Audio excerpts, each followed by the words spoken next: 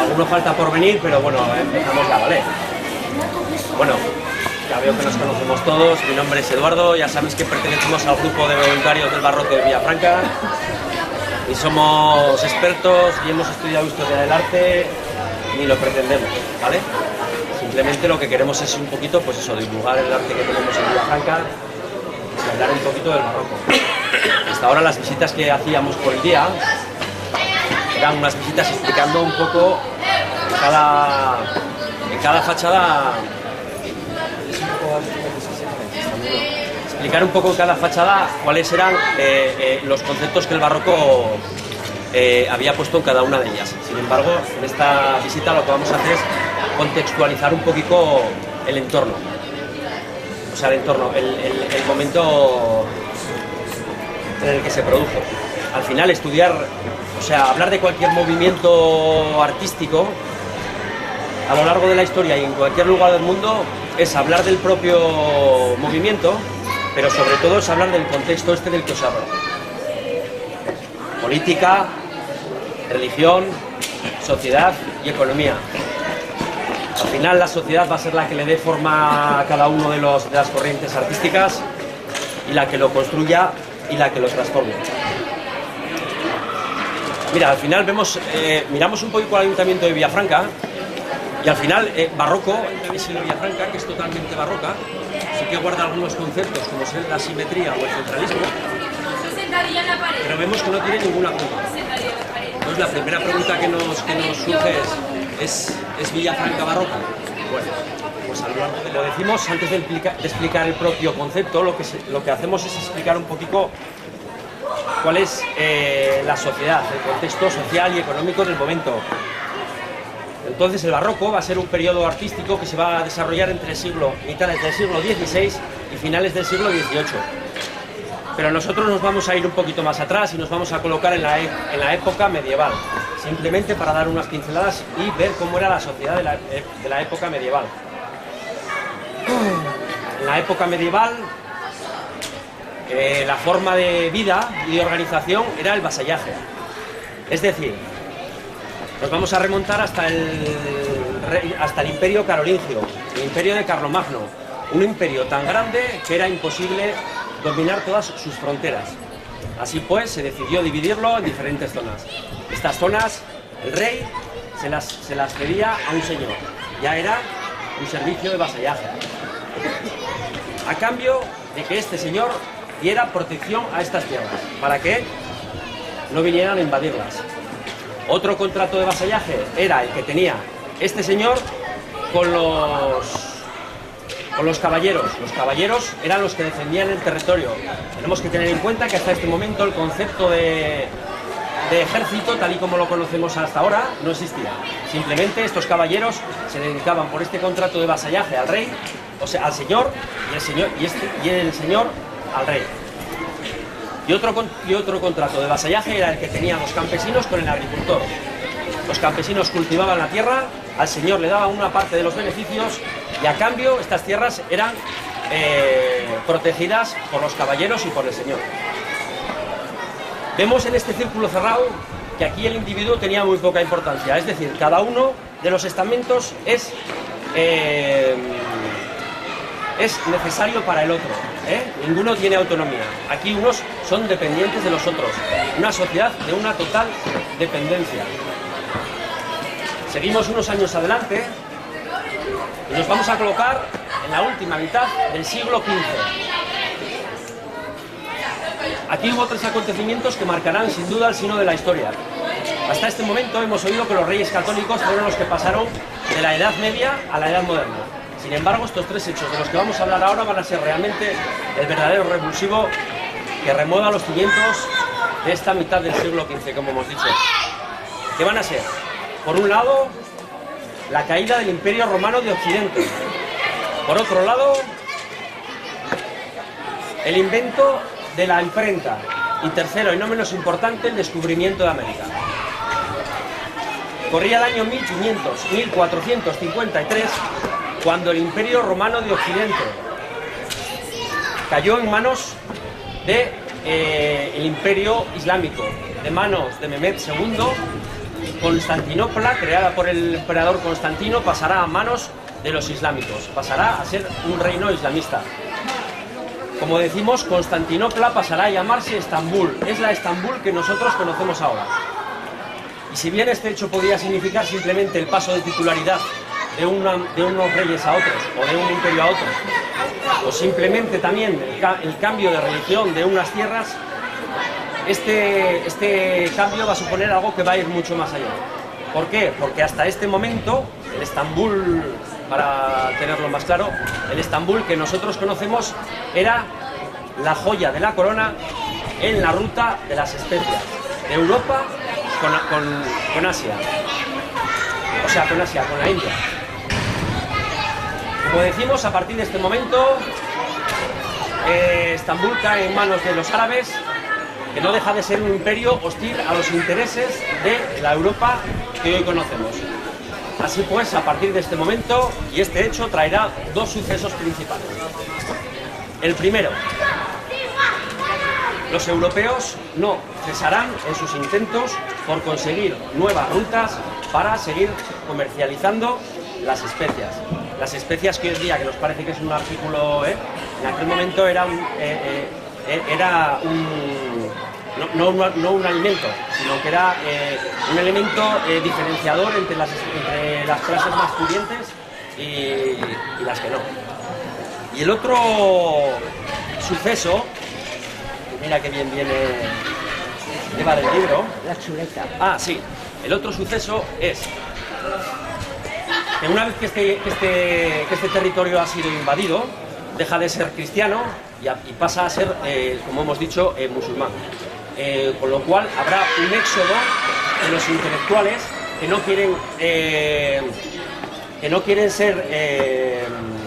no quieren cambiar su religión y que se volverán a la Europa como hoy la conocemos. Entrarán por Italia, y una de las cosas más importantes que traerán estos intelectuales serán los libros con escritos filosóficos que reúnen toda la ciencia de los antiguos pueblos griegos. Punto número 1. 1453. Hemos dicho caída del Imperio Romano de Occidente. Justamente en el mismo año, en Alemania, de manos de Gutenberg, aparecerá el invento de la imprenta. Tenemos que tener en cuenta que hasta este momento la única manera de transmitir los conocimientos era de manos de libros manuscritos. ¿Quién escribía estos libros? Los monjes. ¿Dónde se guardaban? En los monasterios. ¿De qué pensáis que hablaban estos libros? Evidentemente solo de aquello que los monjes de la Iglesia querían. Pero a partir de este momento, con el descubrimiento de la imprenta y con los nuevos textos filosóficos que habían venido del imperio, de los territorios del Imperio Otomano, se mezcla una coctelera sumamente importante, que va a ser la que realmente haga la revolución intelectual. ¿Por qué? Porque hasta este momento toda la intelectualidad se basaba simplemente en un pensamiento único, que era el pensamiento que la Iglesia ponía encima de la mesa. Pero aquí va a pasar algo importante. Lo primero, la Iglesia va a empezar a perder poder. ¿Por qué? Porque la gente va a empezar a pensar, la gente va a tener otro punto de vista, va a ser más objetiva y más crítica. Mezclado este pensamiento y esta facilidad de propagación de los conocimientos con la imprenta, que va a ser el verdadero estimulador, como hemos dicho, la coctelera se agita notablemente. A partir de este momento, la gente, como hemos dicho, empieza a pensar, empieza a hacerse preguntas. Los escritos filosóficos de la antigua Grecia, tenemos que recordar que Grecia era una sociedad bastante avanzada, bastante civilizada, bastante educada y bastante culta. La gente con la imprenta empieza a tener más facilidad para acceder a la lectura, no más facilidad, sino que surge una inquietud por aprender la lectura y la escritura, ya que la gente tenía más acceso a estos textos. ¿Qué es lo que la gente se empieza a preguntar? Oye, ¿aquí qué es lo que pasa? ¿Será verdad lo que nos estaban diciendo? ¿La Tierra es plana? ¿Será verdad que amanece porque Dios quiere que nos vayamos a trabajar?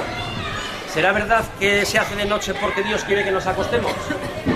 ¿Y las estrellas que están en el cielo las pone Dios para que las contemplemos? Bueno, aquí nace una revolución intelectual, los pensamientos empiezan a contrastar. Un tema muy importante, a partir de este momento, o sea, hasta este momento, como hemos dicho, la Iglesia tenía un poder absoluto. Esto empieza a cambiar. ¿Por qué? Porque la gente empieza a pensar.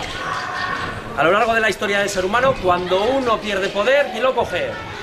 Otro, el que sea. En este caso empiezan a cogerlo las monarquías. Si hasta ahora habíamos tenido unas monarquías con un poder relativo, porque eran unas monarquías que dependían del sistema del vasallaje que hemos hablado, la monarquía dependía del señor al que le había dejado la tierra, y dependía de los caballeros para que le defendieran, y dependía de los me sale siempre agricultores, de los campesinos para que estos aportaran lo que tenían que aportar. Esto cambia, la monarquía empieza a coger poder, y esta va a ser la verdadera espita que nos va a llevar a la transición entre una monarquía relativa a una monarquía absoluta, y nos va a llevar también de una monarquía con un poder absoluto a de una iglesia con un poder absoluto a un poder relativo. Y tercer punto, y no menos importante, el descubrimiento de América. A menudo, cuando nos han explicado el descubrimiento de América, parece que había sido una cosa casual, ¿verdad? Que casi habían puesto el continente allí por casualidad. No, ni mucho menos. Como hemos dicho, una vez que cae en manos de los árabes el Imperio Romano de Occidente, los pueblos europeos no cesan en su empeño por conseguir nuevas rutas con la ruta de las especias, con Asia, con la India. Así que en este momento de la historia los portugueses tenían un mayor dominio sobre los mares más que los españoles. Tanto es así que estos consiguieron establecer contacto con una ruta, antes que los españoles, que la llamaremos la ruta portuguesa o la ruta del este, o la ruta del este. Los portugueses se echaban a la mar y tomaban siempre rumbo al este. Los portugueses descubrieron Madeira, los portugueses descubrieron las islas, ¿cómo se llaman? Las Azores, y descubrieron se me fue. Los portugueses seguían la ruta rumbo al este, llegando a Cabo Nueva Esperanza, el sur de África, y una vez llegados allí, seguían también al este. No tenían más que continuar, llegaron a establecer una nueva ruta. Pero los españoles, ¿cómo descubrieron América? ¿Cuál fue un poco el epicentro? Pues hasta ese momento la España que teníamos no era una España especialmente ilustrada, pero sí los comerciantes genoveses, que eran bastante más ilustrados y bastante más cultos que los españoles, ellos ya tenían la idea de que la Tierra era redonda.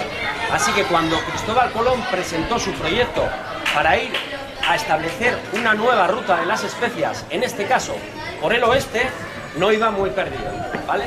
Colón ya sabía que no se iba a caer al precipicio ni se lo iban a comer los monstruos. Así pues, como decimos, Colón presenta primero este proyecto a los reyes de Portugal, y los reyes de Portugal no lo ven factible y no desean financiarlo. Unos años más tarde se lo presentarán a los reyes de España, a los reyes católicos, y los reyes católicos lo ven posible y deciden financiarlo. Habrá que esperar un tiempo hasta que se firmen las capitulaciones de Granada, por las cuales los reyes católicos se prestan a financiar la aventura, y Colón será dueño del 10% de todo lo que se descubra y será rey de los territorios conquistados.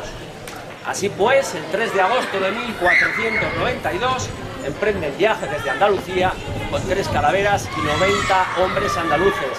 Harán una primera parada en las Islas Canarias, en La Gomera, y una vez que los vientos alisios les acompañen en su aventura, un mes y 6 días más tarde llegarán a América.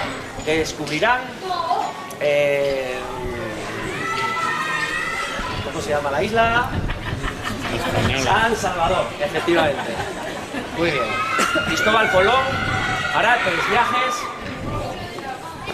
y Cristóbal Colón morirá pensando que las tierras que había descubierto eran las tierras de las Indias.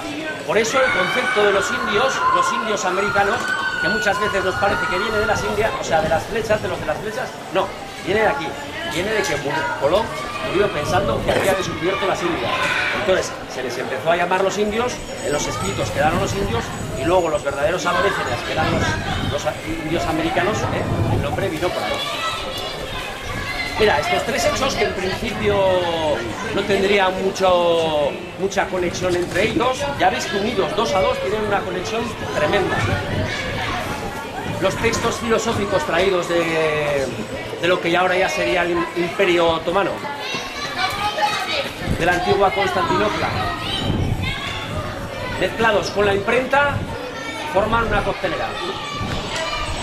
Y cerrada la ruta de la ruta de las especias, mezclada con el intento de establecer unas nuevas rutas, llegará a producir el descubrimiento de América. Bueno, a partir de este momento la sociedad empieza a cambiar notablemente. Como hemos dicho, la gente empieza a tener pensamientos, la gente empieza a hacerse preguntas, y a nivel intelectual la sociedad cambia radical. Aparece un nuevo movimiento que se llama el humanismo. Si yo os digo que el humanismo es una corriente filosófica cuya misión principal es la de establecer al hombre, al individuo, en el centro de la sociedad y darle un pensamiento crítico y razonado, en principio, pues sí, se ha quedado muy bien, ¿verdad? Unas palabras muy técnicas, pero no se termina de entender muy bien. Bueno, pues esto no significa más que a partir de este momento la gente empieza a pensar. El humanismo es eso, darle importancia al ser humano, dejarle que se desarrolle, que se exprese con aquella ciencia que ha aprendido. Este humanismo nos va a llevar al Renacimiento. El Renacimiento es el arte que va a preceder al Barroco. Y quiero que nos quedemos con la forma en la que nace el Renacimiento. El Renacimiento al final no es más que lo que indica su nombre, renacer. ¿Renacer de qué? Renacer de aquellos textos filosóficos que trajeron aquella nueva forma de pensar. Y el Renacimiento es un estilo artístico que nace desde la intelectualidad, ¿vale? Entonces, como se le va a dar importancia al individuo, al arte, ¿qué es lo que se le hace? Se le quita toda artificialidad. Si tenéis en mente cualquier edificio del Renacimiento, veréis que son líneas muy limpias, no hay grandes artificios, ¿vale? ¿Por qué? Porque se le quita importancia al arte para dárselo. Claro, a partir de aquí, ¿qué es lo que está pasando? La Iglesia está perdiendo poder a pasos agigantados, porque la gente tiene capacidad de pensar. ¿Quién lo está estableciendo? ¿Quién lo está cogiendo? Como hemos dicho, la monarquía. He hablado mucho, pero ha sido... Eduardo, te llamas Juan. ¿Cómo? Si nos queda mucho. Está quieto, está quieto. No, nos vamos ya. Mira, ya viene la hoja en blanco, con lo cual ya significa que... Mira, hasta ahora lo que os he dicho, ¿vale? Lo único que estamos haciendo es contextualizar un poco el barroco. Y quiero que os quede claro cómo nace el Renacimiento, ¿vale? Que nace desde la intelectualidad. Le damos importancia al hombre, le damos importancia al pensamiento crítico y razonado. Y continuamos nuestra visita donde casa de... ¿Vale? Un escudo de armas que es un poco diferente a lo que solemos ver de normal. Generalmente cuando vemos un escudo de armas, vemos un escudo que es de mayor tamaño que este. Generalmente está hecho en piedra. ¿Qué es lo que transmite la piedra? Bueno, pues la piedra transmite fuerza, transmite poderío, transmite señorío. La piedra nos está diciendo a los pobrecitos que pasan por la calle pues que siempre ha habido frases. Sin embargo, aquí nos encontramos con un escudo que es diferente. Nos encontramos con un escudo que está hecho de alabastro. El alabastro al final no deja de ser un material más blando, más maleable, más fácilmente moldeable. Y en vez de ver el típico escudo que vemos con los 4 cuarteles y las armas de la familia, el escudo de armas de la familia, vemos que ahí hay 3 letras. JHS. De latín, Jesús, hombre y salvador. ¿Qué es lo que nos está diciendo este escudo? Pues que esta casa posiblemente, cuando fue heredada en el transcurso del periodo barroco, el hijo mayor heredó la casa, porque en este momento el sistema de herencias era el mayorazgo, es decir, el hijo mayor se quedaba con la casa principal y con las tierras. Eso es lo que nos habla un poquito la fachada. Pero ahora esta fachada la vamos a conectar con el patrón de Navarra, con San Francisco de Javier. La vamos a conectar con San Ignacio de Loyola. La vamos a conectar con Lutero y la vamos a conectar con la Iglesia protestante. Mira, hemos venido de la plaza hablando, joder, pues prácticamente de un mundo idílico, ¿verdad? El Renacimiento. La gente podía pensar libremente, la gente podía estudiar, se desarrollaban las capacidades del individuo, se pone al individuo en el centro de la sociedad. Bueno, pues esto es muy bonito, pero la Iglesia estaba diciendo, señores, algo estamos haciendo mal. Se nos están yendo los fieles. Corría el año 1000, el siglo XVI va a ser importantísimo para la Iglesia. No sé si decir bueno o malo, pero va a ser importantísimo. Va a haber un sinfín de cambios. Como decía, este escudo ahora mismo nos va a transportar hasta Alemania, el año 1517, año en que Lutero, en la puerta de la iglesia del castillo de Wittenberg, pone un escrito con 95 tesis. 95 tesis que van a ser fruto de su visita a Roma. Lutero era un monje alemán y tiene que hacer una visita a Roma en este momento. Llega a Roma y se da cuenta de que Roma, perdonadme la expresión, pero era un puticlub gigante. La monarquía absoluta que trae, el poder absoluto que trae en todos los sitios, que lo vemos actualmente, ¿qué es lo que trae? Corrupción.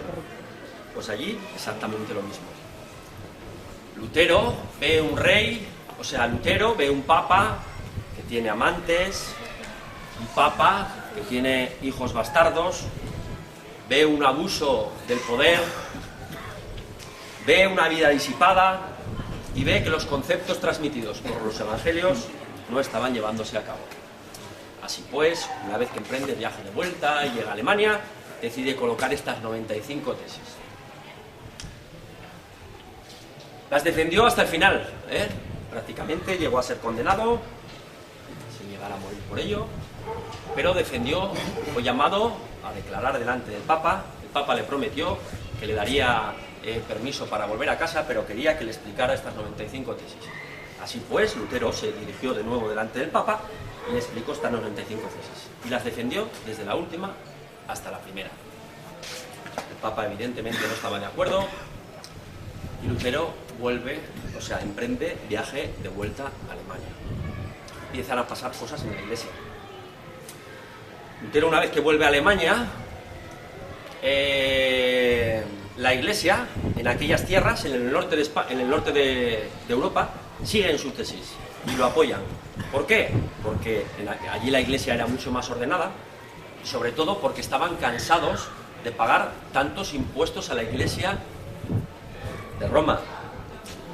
Tenemos que tener en cuenta también que en este momento el papado de Roma tenía dos empresas grandes a las que tenía que financiar. Por un lado eran las constantes guerras con el Imperio Otomano, con el moro, guerras que no van a cesar nunca. Y por otro lado era la construcción del Vaticano, la Basílica de San Pedro, que hoy conocemos. Y vamos, y aquello, joder, pues verdad, pues aquello hubo que pagarlo y hubo que financiarlo. Como la Iglesia tenía tanto poder y el Papa tenía tanto poder, a aquella Iglesia absolutista no se le ocurre otra cosa mejor que empezar a vender los perdones. La Iglesia absoluta decide que el perdón viene de Dios, pero que pasa por el Papa. Entonces el Papa vende los perdones, vende estas bulas para financiar tanto un proyecto como el otro. Este último punto es el que realmente a Lutero más le crespa, ¿vale? Lutero no entiende cómo se puede llegar al perdón por medio de un bingo que compramos nosotros en fiestas, ¿vale? Así que se produce una revolución. ¿Qué es lo que pasa? Hay una escisión en la Iglesia, aparece la Iglesia protestante, que va a ser la Iglesia que Lutero defiende. Protestante precisamente por eso, por esas tesis, porque protestan, porque no están de acuerdo. Más cosas que pasan en este siglo. La iglesia inglesa también se va a separar, la Iglesia anglicana. Bueno, pues ya llega un momento que la Iglesia de Roma dice, oye, señores, aquí algo está pasando. Así que deciden hacer el Concilio de Trento, un concilio que se desarrollará durante 18 años, y en él intervendrán 5 papas. Si la Iglesia fuese una gran multinacional de hoy y el Concilio de Trento fuese la Junta de Accionistas, en esta Junta de Accionistas van a decidir que vamos a hacer la mayor campaña de marketing y publicidad que se ha hecho nunca. ¿Para qué? Para volver a llamar a las almas y que sigan en nuestro camino. La Iglesia protestante estaba cogiendo muchísimo auge, así que deciden hacer esta campaña de marketing, como decimos. Entre otras muchas conclusiones, entre otras muchas decisiones, entre otras muchas cosas que se hacen, deciden crear nuevas órdenes religiosas que se van a extender alrededor de toda Europa. Las 3 letras que hemos dicho, Jesús, hombre y Salvador, son las 3 letras, el holograma de los jesuitas.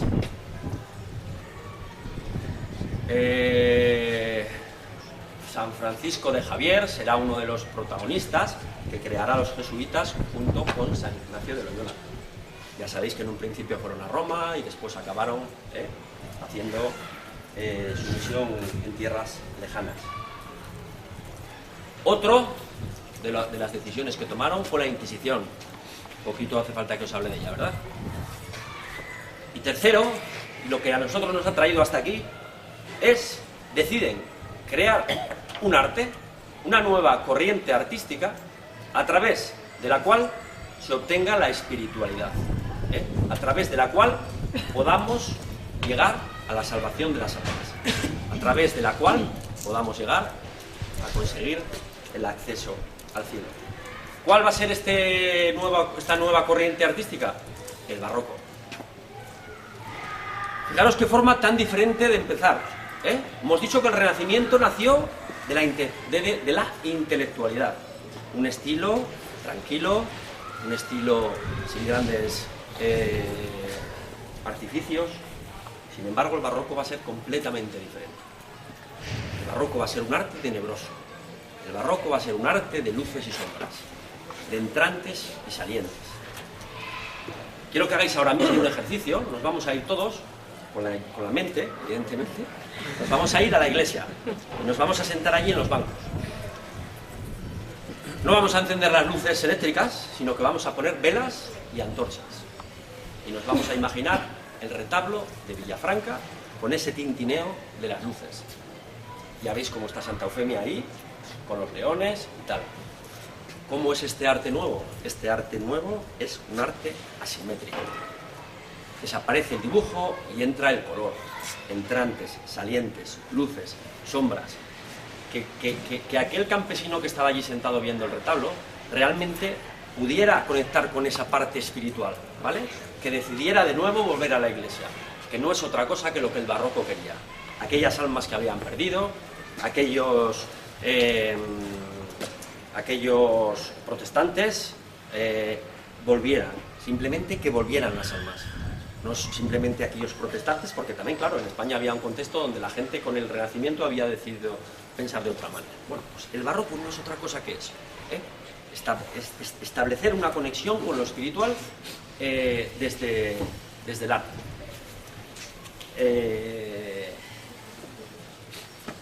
Hasta aquí. Venga, ahora nos vamos a mover y vamos a ver otros conceptos en la siguiente.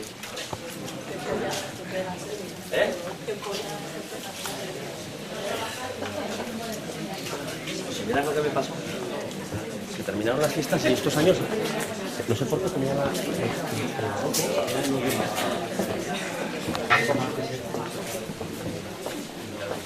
No.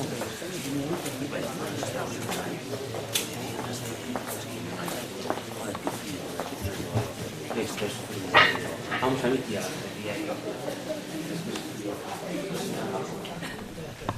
Sí. En realidad, no es que esté, tampoco es que nada representativo y sí a la vez. Mira, nos hemos parado un poco aquí. Esta es la parte trasera de la casa palacio del conde de Rodezno. La parte trasera de hoy, ¿vale? Porque esta en principio fue la puerta original del palacio. Si bien la casa no fue construida por los propietarios actuales, mira, los que estáis aquí, bueno, no lo voy a decir porque no hay. Como os digo, esta fue la puerta principal. Esta puerta es del siglo XVI y sin embargo la otra va a ser del siglo XVIII. Cada una de las dos puertas en cada momento ha buscado lo que quería buscar. Esta puerta, ¿por qué estaba orientada hacia aquí? Pues mira, lo primero, la calle Procesiones. En aquel momento posiblemente la calle más importante de Villafranca. ¿Por qué? Pues por eso mismo, porque pasaban las procesiones.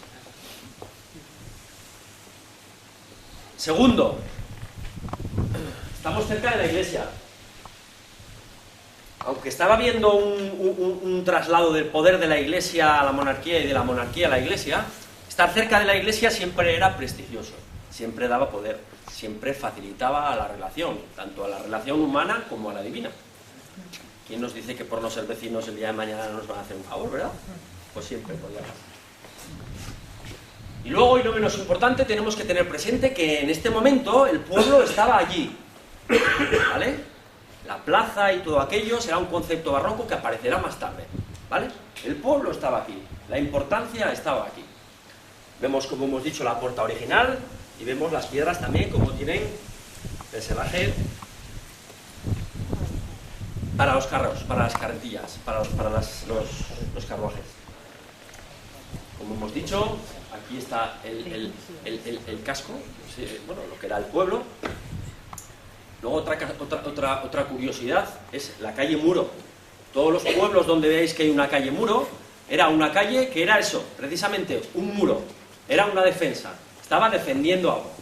En este caso, aunque habíamos comenzado ya la construcción de esta iglesia en 1492, el foco estaba en el castillo, con aquella iglesia que teníamos en el castillo y una pequeña torre que fue precursora también de este emplazamiento.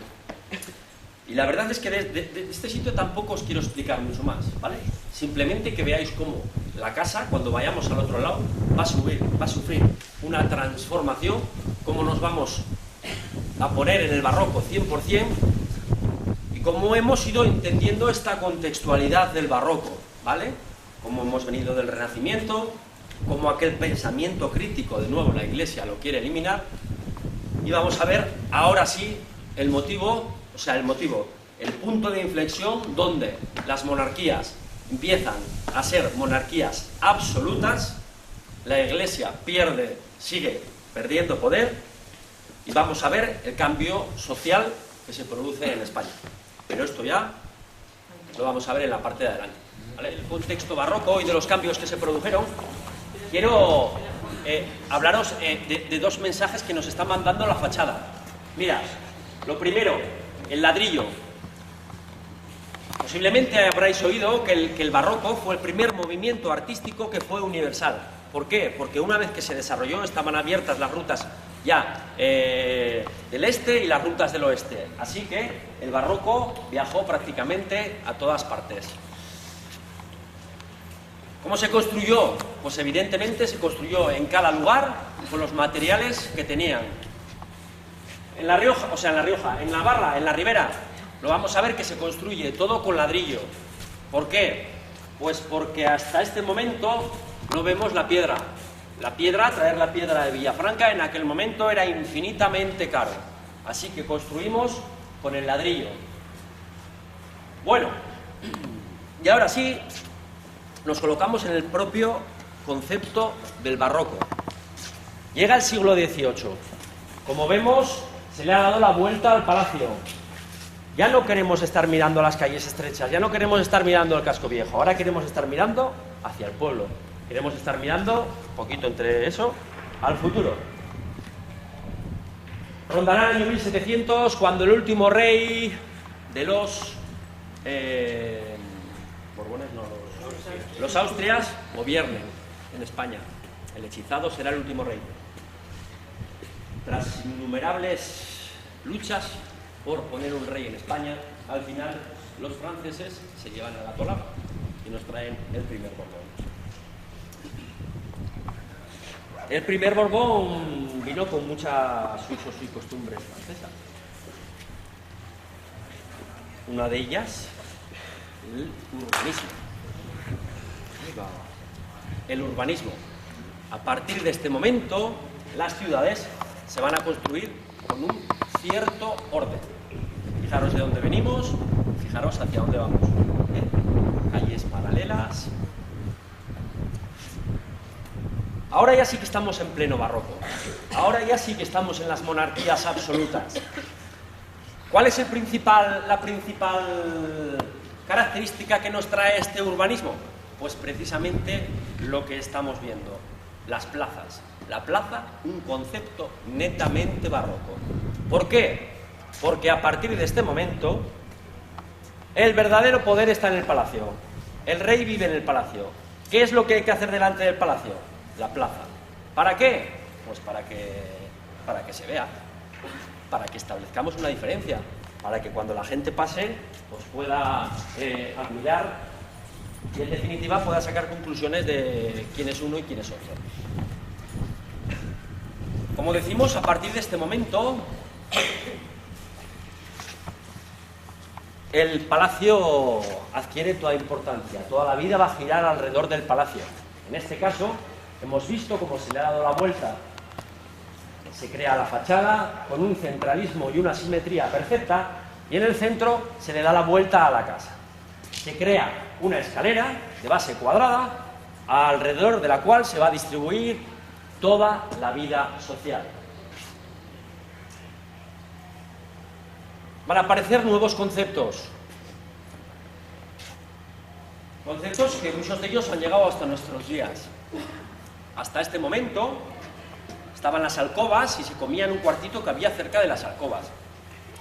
Con el barroco las cosas van a cambiar. Si recordamos un poquito las películas del barroco, están estos grandes comedores, ¿vale? El comedor precisamente va a ser uno de los términos que van a llegar hasta nuestros esto que va a llegar hasta nuestros días. Todos tenemos ahora en casa un comedor. Hasta este momento no. Se comía en una recámara que estaba junto a la habitación. Pero a partir de ahora, las grandes fiestas se van a celebrar a mediodía. Van a coger importancia, como decimos, los comedores. Estos banquetes se van a servir al modo francés. Es decir, encima de la mesa se van a colocar todas las viandas y se van a ayudar y se van a servir unos a otros, excepto si la persona que tenías al lado era de mayor rango que tú. Entonces, a ese no le podías ver. Como decíamos, se articula la cena, se ponen todas las viandas y se colocan dos mesitas supletorias. En una estarán los postres y en otra estarán las bebidas. Ese concepto de tener a toda la servidumbre sirviendo no es del principio del barroco, vendrá después. A los señores del barroco les gustaba tener las viandas en la mesa y que el servicio, que la servidumbre estuviera fuera del comedor. Hay otro concepto que llega hasta nuestros días, que es el concepto de poner la mesa. Hemos dicho que con el barroco aparece la monarquía absoluta. La monarquía absoluta está en el palacio, pero hasta este momento había habido una monarquía itinerante, es decir, los reyes iban con su corte de ciudad en ciudad. ¿Cómo se ponía la mesa? ¿Qué era la mesa? Pues era lo que hoy conocemos como los caballetes y un tablón. No era otra cosa, que lo llevaban en los carros. Entonces, el concepto de poner la mesa viene de ahí, de esa corte itinerante que aparece antes de la monarquía absoluta. Como decimos, estos banquetes son la verdadera expresión del poderío. Cobra notable importancia las vajillas hechas con materiales nobles y decoradas con dibujos y filigranas realmente sofisticados. Cobrar importancia las cristalerías, las vajillas, como decimos. Otro concepto que va a aparecer dentro de la casa, dentro del palacio, va a ser los baños. Tenemos que tener en cuenta que hasta este momento Europa ha sido asediada por innumerables pestes y enfermedades. Se creía que el agua era un elemento transmisor de estas enfermedades, con lo cual hasta este momento los baños habían sido más bien justitos. La gente se bañaba con un baño, o sea, con un trapo de agua y vinagre y se iba lavando el cuerpo. Esto cambia radicalmente. A partir del barroco, la tolerancia a los olores va a ser muchísimo menor. Hasta el punto de que se van a poner de moda los perfumes, utilizando en la corte un perfume cada día. Aparecen los baños, como decimos, y en los baños había dos bañeras grandes, de madera o de piedra, forradas con una tela que le daban mayor confortabilidad. Los baños se ponen tanto de moda que los baños los recibe toda la familia junta, el marido, la mujer y los niños. Termina el baño, los niños se van con el servicio a su habitación y el señor y la señora se quedan en una salita anexa que se llamará la salita de reposo o la salita de secado. Los señores salen de la ducha con un camisoncito de tela.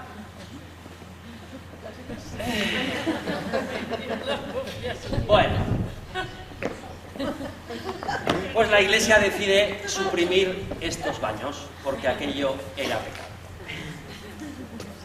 Como decimos, se ponen de moda los perfumes, se ponen de moda el maquillaje, aquellas pelucas que hasta ahora se habían utilizado, se pasan de moda y aparecen y se pone de moda los peinados. Todos recordamos en estas películas de contexto barroco esos peinados que no son pelucas, sino que son peinados altos. Cuanto más alto, más prestigio. Los pelos se empolvan, se dan productos e incluso se utilizan huesitos de pájaro para poner y dar volumen y luego taparlos con el pelo. Aparecen en el baño un sinfín de elementos que les van a facilitar la vida. Aparecen esas cómodas con un montón de cajoncitos para guardar los polvos, para guardar los geles, para guardar los maquillajes. Más cosas. Pues hay más cosas, no os creáis que no hay más. Hay más cosas. Ah, sí, una muy curiosa. Como decimos, cobra mucha importancia los perfumes, las fiestas en la corte. El barroco es un periodo de mucha sensualidad, ¿vale? En estas cortes había que guardar las formas, había que guardar la distancia.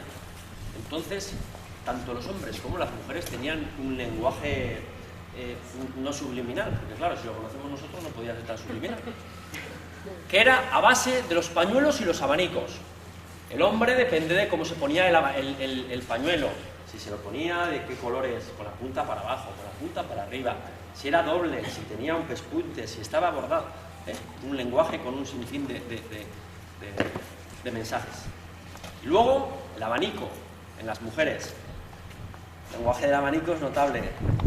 Mira, si lo muevo con la mano izquierda, estoy diciendo que nos están observando, y nosotros queremos tener una conversación sin que nadie nos mire, como estamos en el comedor o en cualquier otra estancia, lo muevo con la mano izquierda y nos están mirando. Si me lo cambio a la izquierda, es que eres un osado y un indiscreto. Si lo arrojo hacia abajo y lo sostengo hacia abajo, es desdén, desinterés. No sigas por ahí. Si lo muevo con la mano derecha, es que quiero a otro. Si lo dejo deslizar sobre la mejilla derecha, es que te quiero o me gustas. Si lo deslizo por la mejilla izquierda, existe. Si lo toco Si lo tengo cerrado con la mano derecha y toco el borde con la mano izquierda, le estoy diciendo que quiero hablar contigo. Abrirlo y cerrarlo rápidamente es que eres cruel. Abanicarse deprisa, estoy comprometida. Apoyarlo en los labios, bésame, y abrirlo con la mano izquierda, ven y habla conmigo. Bueno. Venga. Y ahora ya pasamos a... Me iba a traer el abanico, pero no, ya, ¿qué es esto?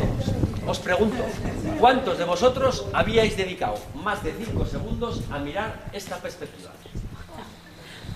Podréis levantar la mano muy pocos, vosotros porque son lógicas, pero a mí me pasó lo mismo. Quiero que nos pongamos en la piel de aquel campesino que viene por esta calle a los ejercicios a la iglesia. Evidentemente no estaba esta iluminación, estaba la que hemos dicho antes, una iluminación a base de velas y antorchas.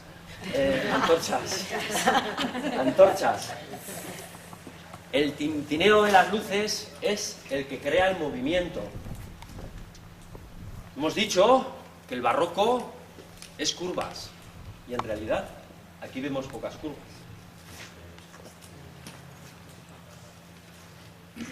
¿De qué nos está hablando esta perspectiva? Pues mira, esta perspectiva nos está hablando de que existe en este momento un vivo sentimiento por el simbolismo geométrico. Es decir, cada figura geométrica tiene un significado. La primera, ¿cómo construimos la iglesia? En una cruz latina. ¿Cuál es el primer mensaje que nos está dando la iglesia? Que a partir de esa curva vamos a conseguir la plenitud, vamos a ir a una espiritualidad total. Los cuadrados, que son la tierra y el hombre. El triángulo, la Trinidad. El octógono, el bautismo. Y el medio círculo, el cielo. Vemos que aunque son figuras geométricas, más estables, más compactas, hay una sensación de desequilibrio. Vemos como unas figuras se intercalan con las otras y cómo la iluminación nos hace un perfecto juego de luces y sombras. Al final, arriba, la torre. Hemos dicho que el nacimiento del barroco no va a ser otra cosa que el intento por conseguir la salvación, la espiritualidad a través del propio arte. Miramos a la torre, miramos al cielo, miramos a Dios. Desequilibrio, claroscuros, composición asimétrica, dinamismo y sensación de movimiento en lo que estamos viendo. Os hago una pregunta. ¿Creéis que con esta visión se consigue todo aquello de lo que hemos hablado? Conseguir a través de lo visual lo emocional. Pero guay, ¿eh? Se consigue, ¿verdad? Así que vemos como en un ángulo, en una perspectiva donde en realidad no hay ninguna curva, vemos como era también otro movimiento bastante valorado en aquel momento, que no es otra cosa que la forma, las curvas y la geometría. Y ahora ya nos vamos al final del atrio y en un minutito terminamos la visita. Y simplemente, conclusión de todo lo que hemos hablado. Si recordáis, empezábamos nuestra visita mirando el ayuntamiento y preguntándonos si Villafranca era barroca. Barroco. Respuesta de la contrarreforma a la reforma luterana, a la reforma protestante. ¿Cuál hemos dicho que era uno de los principales argumentos o elementos que iban a utilizar para volver a recuperar aquellas almas? Las órdenes religiosas, los conventos.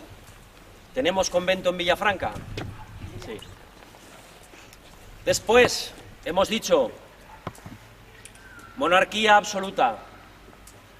Hemos dicho que la vida gira alrededor del palacio y que para dar importancia al palacio y para dar importancia al rey se crea la plaza. Tenemos plaza, tenemos palacio. Y por último vamos a mirar a la torre. Este concepto barroco que hemos hablado, de luces, sombras, de movimientos, de claroscuros, de entrantes y salientes. ¿Creéis que es barroca la torre de Villafranca? Es barroca la torre de Villafranca. Con lo cual, señores, ¿es barroca Villafranca? Sí. No tengo más que deciros. Muchas gracias.